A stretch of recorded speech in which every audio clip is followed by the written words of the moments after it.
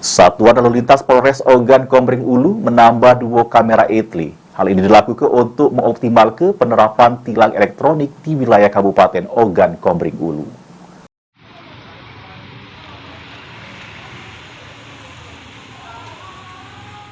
Dua kamera etle tambahan sudah dipasang di kawasan Jembatan Ogan 1, Samo Simpang 4, Sukajadi, Kecamatan Baturajo Timur, Oku. Dipilihnya dua lokasi ini mengingat area padat lalu lintas, khususnya di waktu-waktu sibuk yang rawan pelanggaran lalu lintas. Kasat Lantas Polres Oku AKP Dwi Karti Astuti negaske, pemasangan titik anyar kamera etle ini sebagai bentuk keseriusan Polres Oku untuk menjaga keamanan sama ketertiban berlalu lintas di wilayah Oku.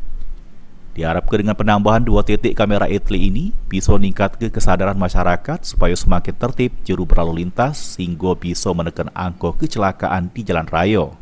Untuk di Kabupaten Baturaja ada 4 titik. Apakah semua itu aktif, Bu?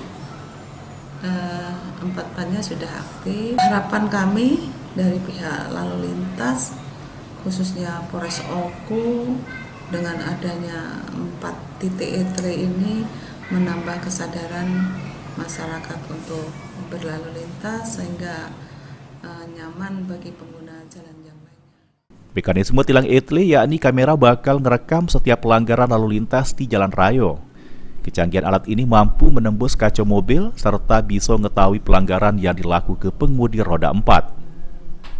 Hasil rekam kamera terhubung ke server yang ada di Ditlantas Polda Sumsel, sehingga petugas bakal metu surat tilang, kemudian langsung dikirim ke alamat pemilik kendaraan.